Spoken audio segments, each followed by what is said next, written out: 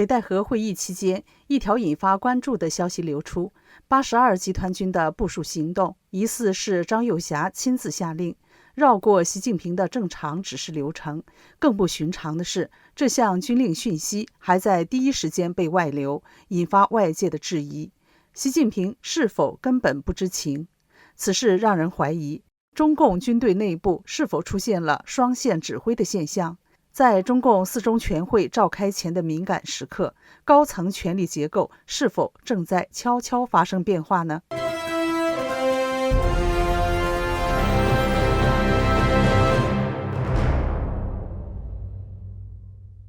这里是大时局要闻透视，我是林晴。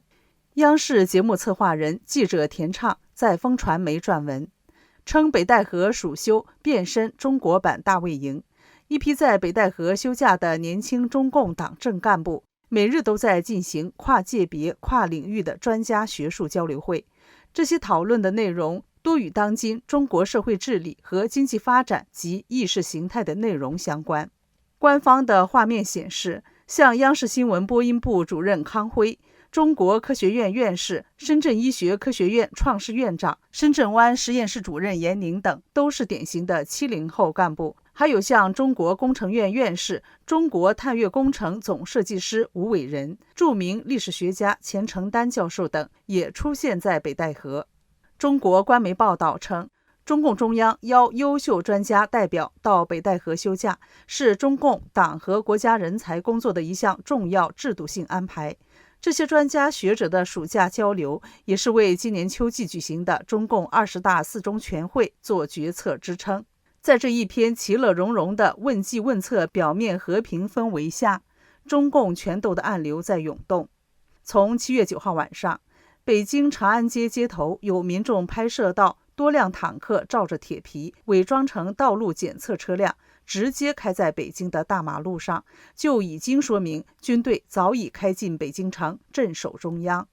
军队不但进入了北京，7月底，第82集团军从保定已悄然进驻北戴河。这支原本攻卫北京的野战部队，不声不响地完成北戴河高干疗养区的全面警卫。北京那支是留守，北戴河这支是前推。82集团军已经形成了双线待命结构，无论是北京有事还是北戴河有事，他都有能力第一时间介入。发出调令的正是中共军委副主席张又侠，而这打破了1953年中共决定每年夏季在北戴河办公时规定的铁的命令，就是在北戴河会议期间，战区野战部队一律不得在北戴河区域活动，任何兵力调动必须由最高层审批，必须提前备案，这是军政体制最后的防爆阀门。但在今年，第82集团军越过了这条线，没有公告，没有解释，没有任何政治阻力，他就这样调防了。这调防已经不是军务术语，而是兵谏的信号。说白了，这支部队正在为一场不见硝烟的接管行动做最后的准备。自媒体人文明6号在节目中透露，今年5月19号，中共党魁习近平在河南洛阳考察的当晚，在洛阳市府的一个大型的会议室里，温家宝和白马寺的时任方丈施印乐陪同习近平和他的母亲齐心坐在视频会议的银屏前面，跟远在北京的张又侠视频通话。这场特殊的视频谈判是由温家宝协调促成的。知情人说，齐心说了很多话，因为习近平和张又侠家原是世交，他们的父辈在西北军中共事多年。张又侠小的时候经常到习家去玩耍，跟习家的孩子们一起分吃家里的糖果、点心和齐心做的红枣糕。齐心说，我知道你们如今各有立场，肩上的担子都不轻，可你们想想，如果你们反目成仇，斗得你死我活，那真的是亲者痛，仇者快啊！你们谁打败了谁，连带着很多人都会人头落地。据说方丈施印乐也发了言，他说在白马寺多年，从佛经中悟到一点心得，佛法是讲因果报应的，今日之因必然造成明日之果，种下的是苦因，结出苦果。反之，如果彼此化解恩怨，变成种下善因，福泽后世。习近平当时表示，自己以往对张又侠的一些做法确实是不妥的，自己过于轻信了一些所谓高人对推背图的解释。有一军人申代公，就认为是岁数大的名字代公的张幼霞了。现在想来实在是荒唐，这都是释永信和他推荐的所谓高人的信口雌黄。习近平向张幼霞道歉，并表示自己身体确实越来越差，真心诚意地想退下来。本来想着中共20大以后能够慢慢的体面的下台，习近平承诺要退下来。在温家宝的斡旋下，习近平跟张幼霞达成了体面退休的妥协。6号，自媒体人陈破空在东京采访原产经新闻常驻北京记者福岛香织。福岛香织认为，据他在北京的经验，中共官方媒体报道的新闻97%是假的，而民间传闻的30%是真的。福岛香织表示，他对习近平4中全会将下台的传闻是有一部分相信的。至于说习近平会否在中共20大第4次连任，他是坚决否认的，因为习近平的身体健康确实出来了问题，再有习近平的一系列政策都是失败的。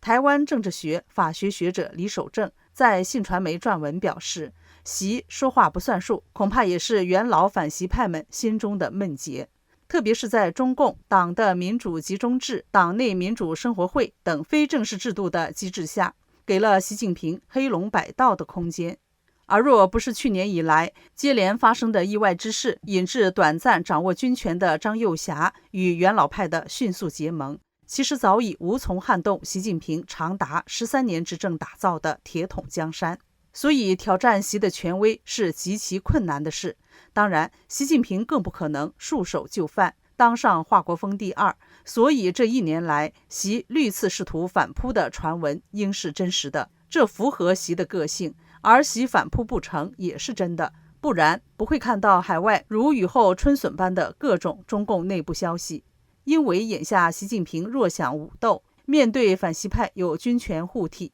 双方实力差距甚大，而文斗则较有利于习。因为从中央党政班子到各省市，原本即在习的掌控之下，反倒反习元老派们或在等待习可能撑不住气的时候，那会是一举拿下习的好时机。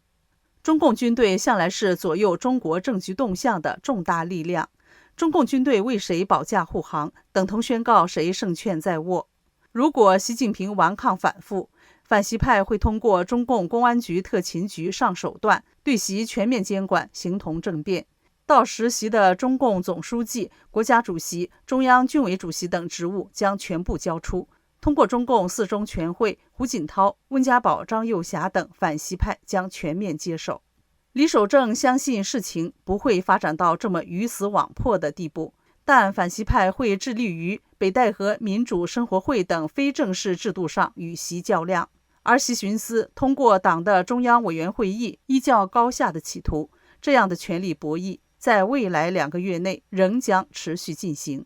今年的北戴河和4中全会注定不平静，拖慢了整整1年的中共20届4中全会终于确定在今年10月召开，以至于原本应该在5中全会决定的议题中国经济“十五五”规划纲要，现在必须要拿到中共4中全会上讨论，才能赶上明年3月的两会上审议通过。因为“十五五”的起始年是在2026年。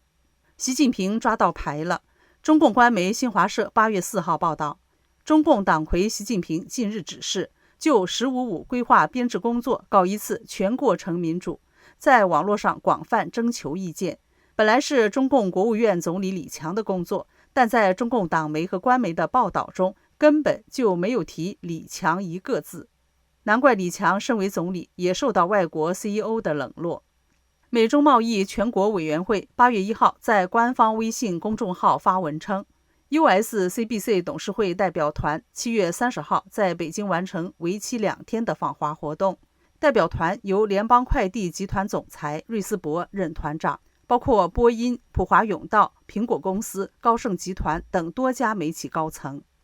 新闻稿提到， USCBC 董事会代表团此行除了拜会了中共外长王毅、商务部长王文涛、工业和信息化部部长李乐成等人，还在北京拜会了中共前副总理刘鹤、和中国人民银行前行长易纲。不过 USCBC 没有发布相关会见照片，但他们均绕过了主管经济的中共国务院总理李强和以抓经济为借口拼命保手中权力的习近平。你觉得习近平能保住手中的权力吗？请留言告诉我们。这里是大时局要闻透视，感谢您的陪伴与思考，请订阅、分享并打开小铃铛，一起在动荡中坚守真相，在黑暗中点燃希望。